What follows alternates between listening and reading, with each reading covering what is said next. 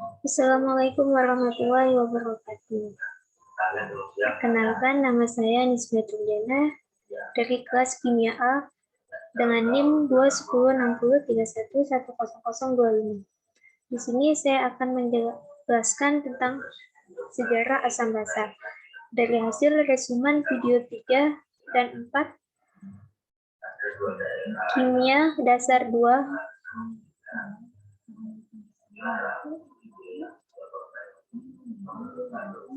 Sejarah asam basa di sini terbagi menjadi 7 bagian. Yang pertama ada pada masa kuno, yang kedua abad ke-13, yang ketiga abad pertengahan, yang keempat itu abad ke-18, yang kelima itu teori Arrhenius, yang keenam teori Bronsted and Lowry, yang ketujuh itu teori Lewis. Pada masa kuno, pada masa ini, mengetahui asam basa dengan cara mencicipinya dan kemudian mengkategorikannya dan rasa, tekstur, dan bau sehingga muncul rasa asam, pahit, manis, dan lain-lain.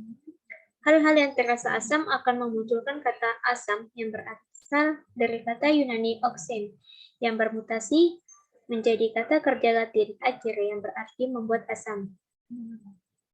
Dan pada tahun 700-an, seorang ilmuwan muslim yaitu Jabir Ibnu Hayyan mempersiapkan asam nitrat dengan memanaskan KNO3, kalium nitrat, dan melarutkan gas yang dihasilkan di dalam air sehingga menghasilkan larutan sifat asam.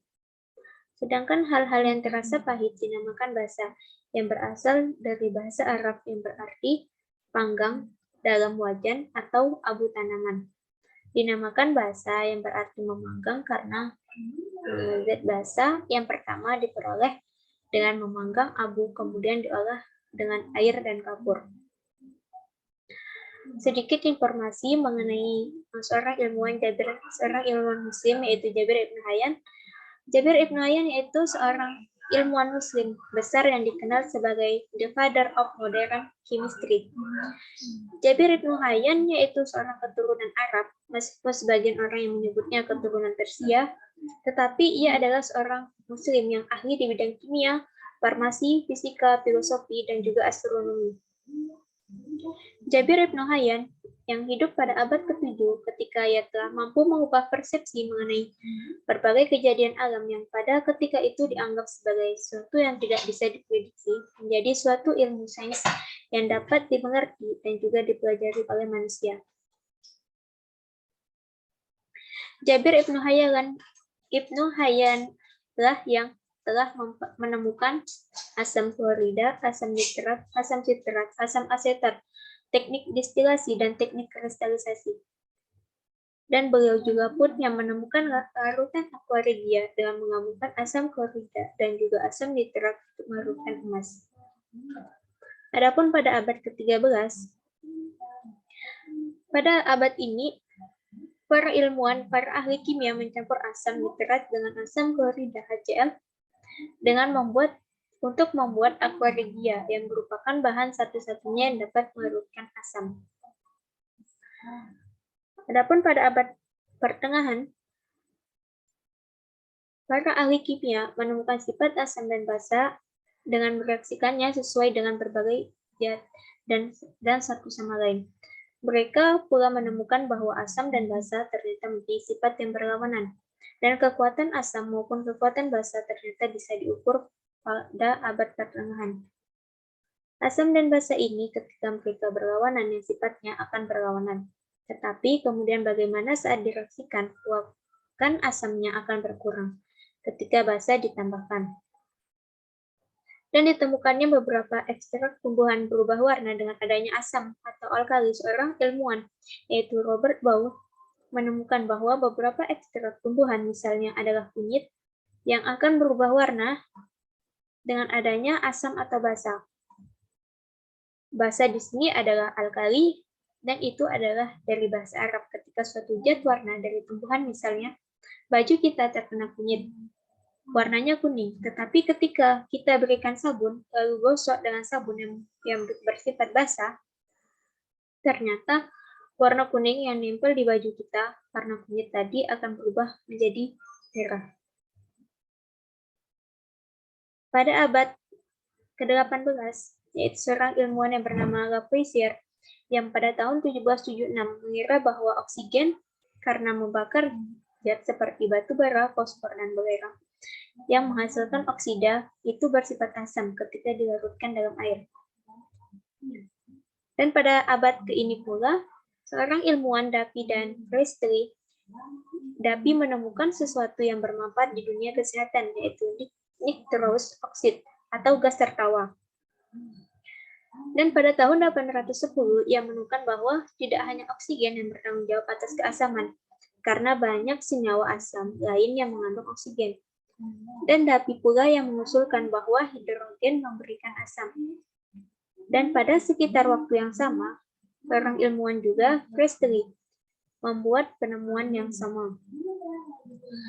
Ilmuwan yang ketiga yang menemukan asam basa yaitu Liebig.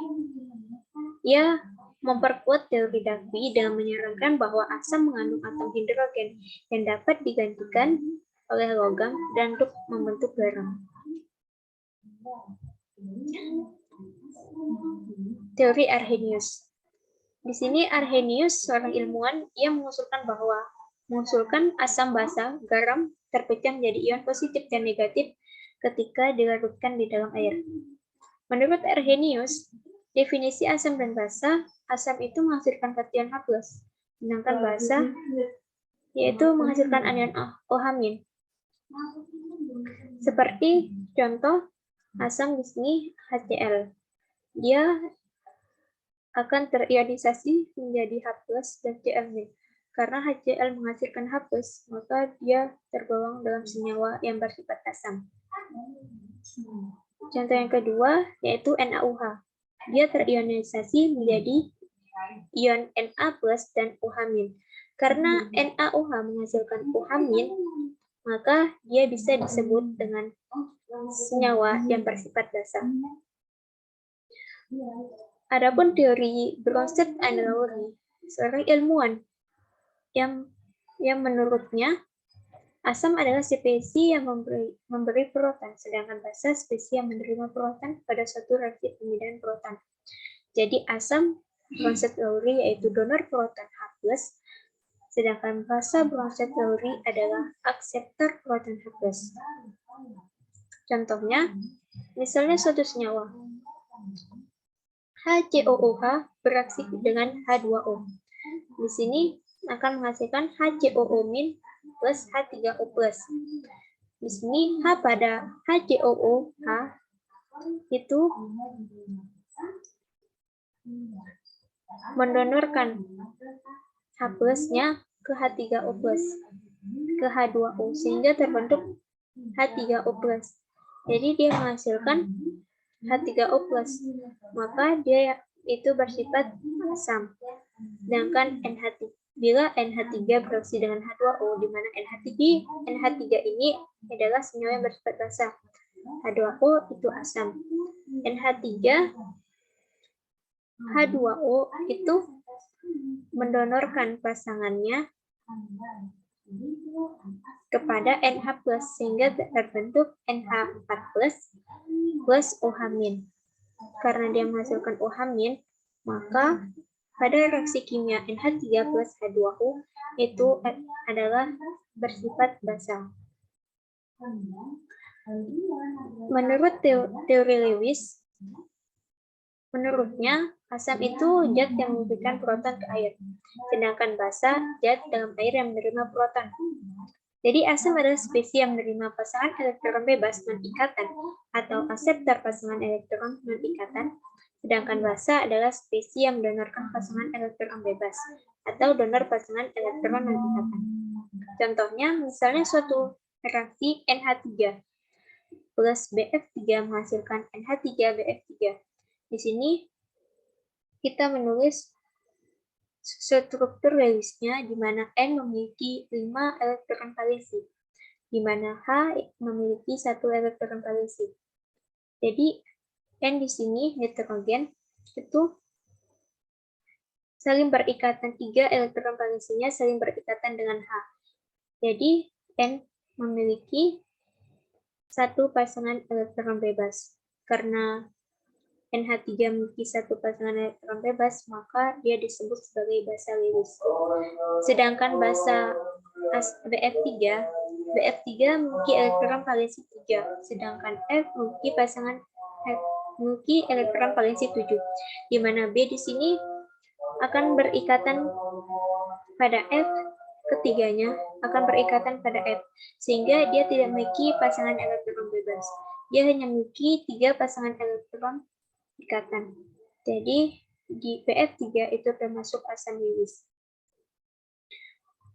Nah, NH3 di sini karena dia memiliki pasangan elektron bebas, dia itu mendonorkan satu elektronnya ke BF3, sehingga terbentuklah suatu ikatan, yaitu ikatan koordinasi pada senyawa NH3BF3. Sekian penjelasan dari saya. Kurang lebihnya, mohon maaf. Thank you for attention. Wassalamualaikum warahmatullahi wabarakatuh.